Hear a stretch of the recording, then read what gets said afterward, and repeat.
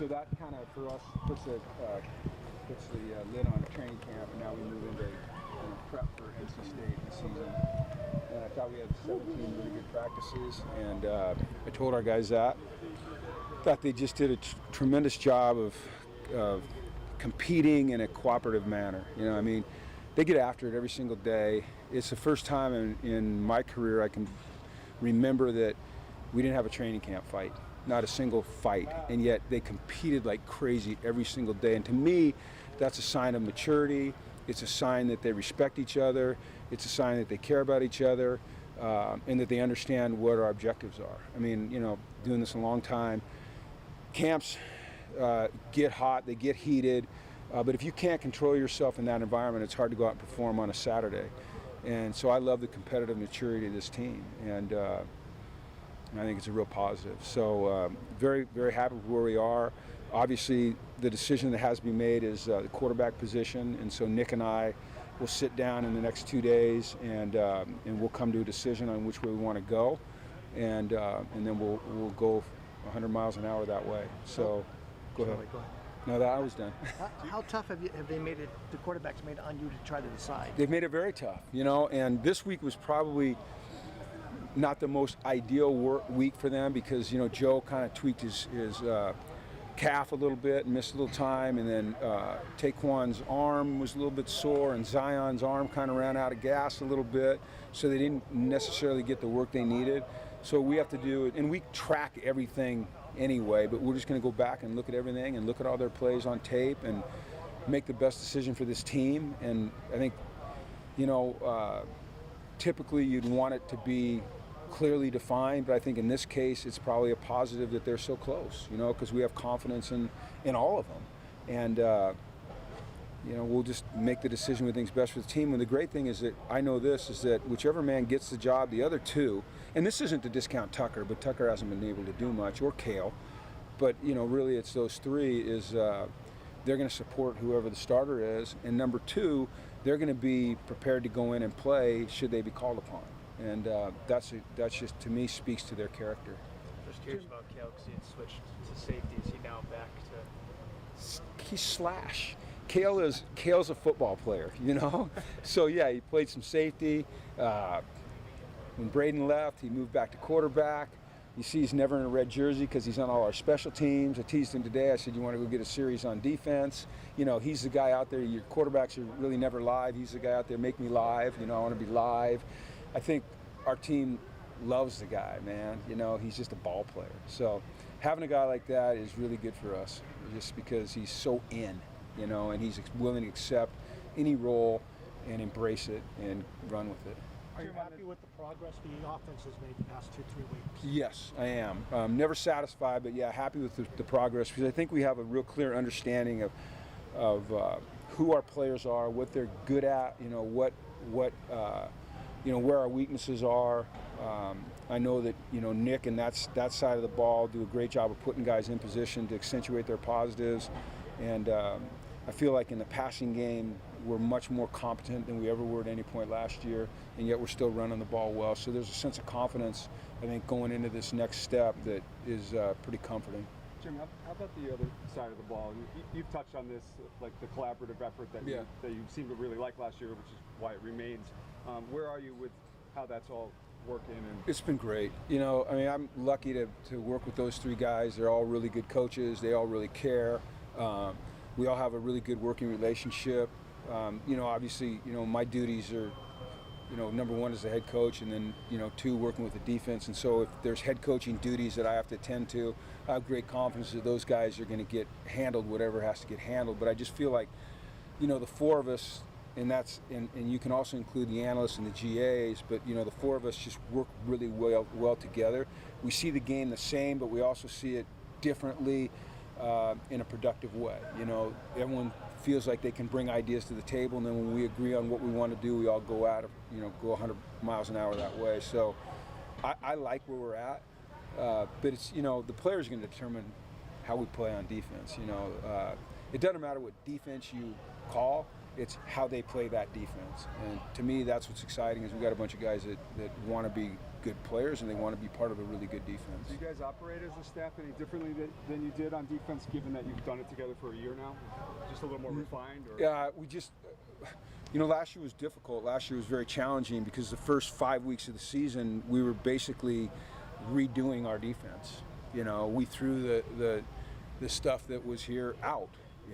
It didn't fit who we were from a personnel standpoint, and we had to kind of manage that, and there were some tough times in there. And so there was a lot of growing that took place last year between us as a staff and the team, and then this off season was really good because we were able to go back and really drill down.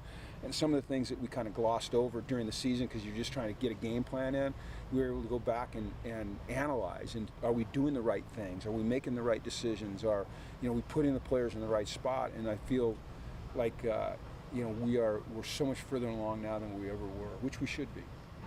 Jim, you mentioned the competitive maturity. In what other ways is the squad better organized, better prepared, better ready for the season opener than they were going into Utah a year ago? Well, we're more healthy, and I think that's just a function of way that you got to get a little bit lucky, obviously, when you go through 17 practices like that. But I also think it's a fact that they know how to practice. They know how to get after it and be competitive and be physical without trying to hurt each other. They know how to stay on their feet. In football, injuries come a lot of times when guys are on the ground, and our guys know how to practice hard. And I don't want to compare it to an NFL team because we're not an NFL team, but we practice like NFL teams practice.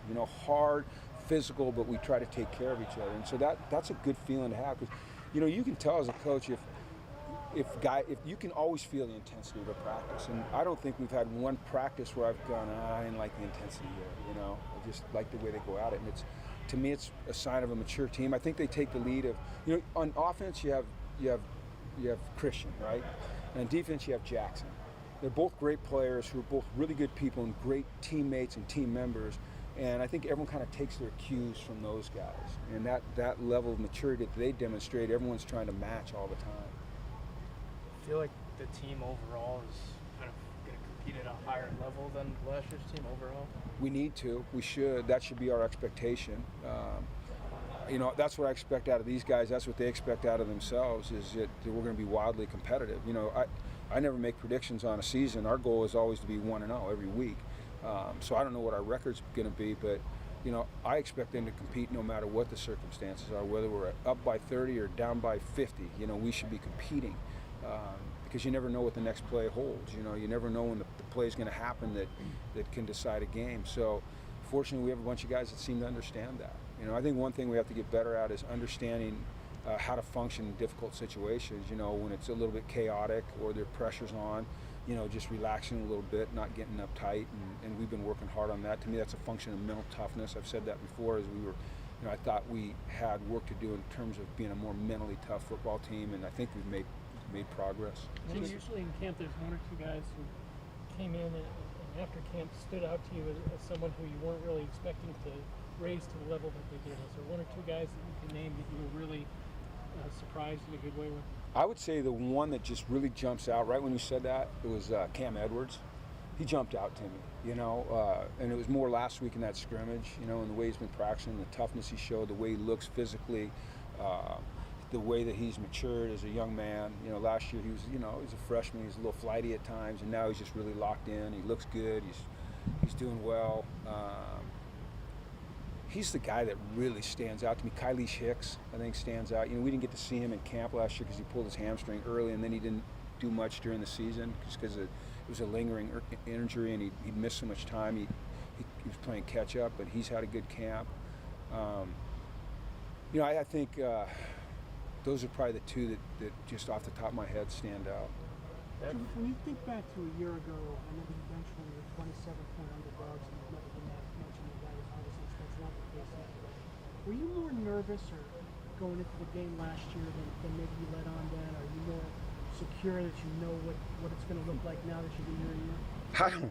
The problem is you never know what it's going to look like. You think you know what it's going to look like when you step on the field, and then all hell breaks loose essentially in a football game. I wish I knew what it was going to look like.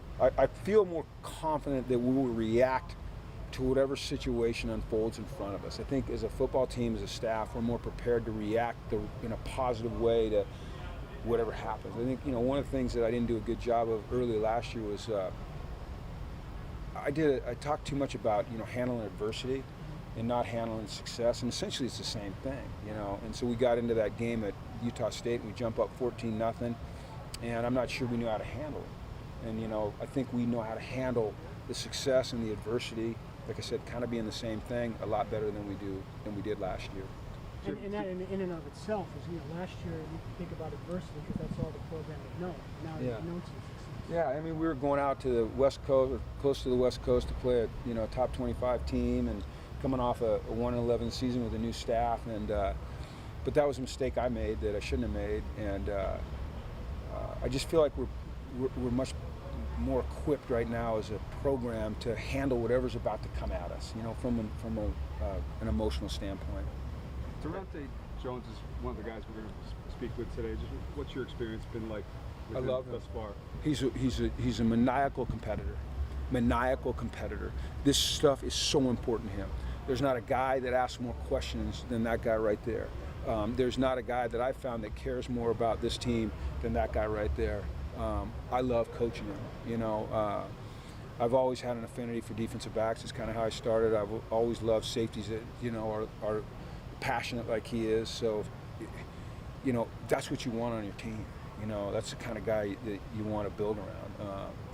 I think he's made tremendous strides. And when I first met him, he was kind of coming off an injury. He was in the training room. He was kind of scrawny, and now he's like a man. And I mean, he brings it every day. You can count on him every day. His energy's never down. It's always up. If it's not up, he gets it up. He figures his way out to fake it till he makes it. And I love coaching guys like that. I've been around a lot of them, and man, he's fun. You're gonna, you guys have talked to him before, right? I mean, he's awesome. He's gonna tell you straight how it is. That's what he is. He's real. Physical gifts? His physical gifts is he's tough as hell. I think more than anything, what stands out to me about him, though, is like how important football is to him, how important this team is to him, how passionate he is about learning and taking the next steps. Like, he never has a day where he's not searching for a way to get better. I mean, you can't even believe some of the questions he asks. And, we joke about it sometimes as coaches, that Durante's going to have a question, and he always has a question, and he doesn't let you off the hook. Like, if you don't give him, like, a good answer, he drills down on you, always in a respectful way. You love to be around guys like that. You absolutely love to be around guys like that. What position group has improved the most, you think? Oh, goodness. I would say two. I would say the tight ends and the wideouts. I would say those are the two groups to me that at this point have improved the most. Losing Keelan and I'm sorry, I'm blanking right now. Huh? Aaron Turner. AT, yeah. Sorry, AT. If you see that, I don't mean to dish you. That was a hit, but I think that our recruiting staff and our assistant coaches did a really good job of identifying some guys that could come in and play. And then just seeing the maturity of a guy like Kylish, the way he's stepped it up. KC, having Cam back. Now he's kind of been limited at his camp, as you guys have known, because of his hamstring, but he's back to 100%. So I think that group, and then, seeing Justin Jolie take a step up, Naminsky take a step up, Nick Harris take a step up, adding Alex, Honig. I mean, he hasn't practiced in a couple weeks, but he's going to be okay. He's a really good player. Bo having another, and we're pretty deep at those positions right now. A lot more depth than we ever had last year at any point in time. As someone who's been around football your whole life, is this time of year extra special for you? Is it like Christmas Eve? You're 2 weeks, less than 2 weeks away from a game. Nah, I mean, I just try to stay even keeled and really just focus on what we got to do next. I don't get too far down the road. It's probably because I'm so old, done it so long. It's almost the opposite of what you'd think. Okay. But I am excited for the season because I'm excited to see what these guys are capable of. Excited to see the progress that we've made. Sometimes you go through an off season, you go through a camp, and you think you've made progress and you really haven't. Because every team in the country right now is full of optimism and hope, and they're talking about the progress they made. Everyone's saying the same thing that I'm saying. And then you get into the season, it's like, whoa, I was wrong, or damn, I was right. So I guess maybe I'm excited to see you know, am I right or am I fooling myself? Coach, how do you feel about the center position? I know you floated out Christian when Yeah. playing there, so and then looks like Chris Fortin's gotten some time in there. Yep, You know, and how do you- Yukari.